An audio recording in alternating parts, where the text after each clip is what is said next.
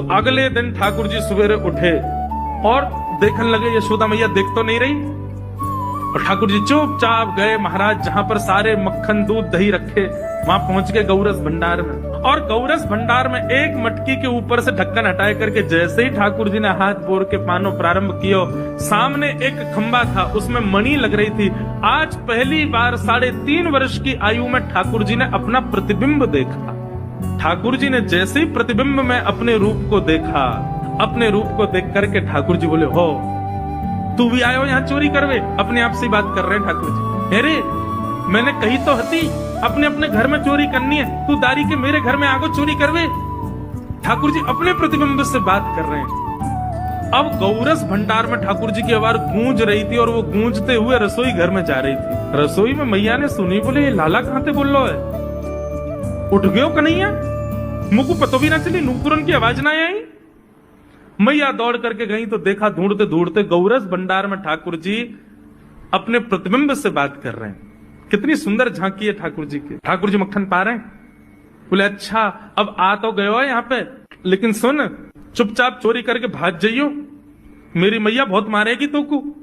Baku यदि पतो चल गई तू चोरी कर रहा है तो को उखलते बांध देगी, मेरी मैया बहुत मारेगी। चुपचाप चोरी कर और निकल ले यहाँ से। ठाकुर जी चोरी की बात कर रहे थे, यशोदा मैया ने पीछे से सुनी, लाला ओ कन्हैया। ठाकुर जी घबरा गए, मैया कैसे आ गई? हाँ मैया, कौन से बात कर रहे हो तू? अरे मैया देख हमारे घर में चोर घुसायो है।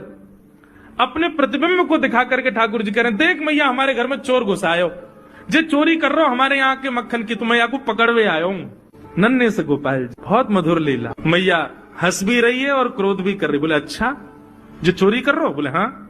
चल याकू तो मैं पकड़ लूंगी, लेकिन जे बता तेरे हाथ में मक्खन कैसे लगो? तू तो याकू पकड़वे आयो ना। अब मैया याकी मैं कहा बताऊं, तेने मेरे हाथ में पद्म राग के ऐसे ऐसे बढ़िया कंगन पहना रखे, कड़ूला पहना रखे सोने के। जब मैं धूप में निकलूं ना तो धूप की किरण से मुंह को बहुत जलन है जाए हाथ में।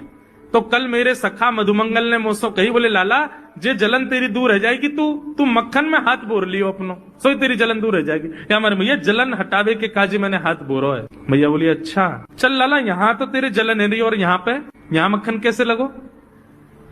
ठाकुर जी बोले मैया मैं अपनी जलन दूर कर रहा हूं। इतने में जन कहां एक मक्खी आके मेरे मुंह पे बैठ गई।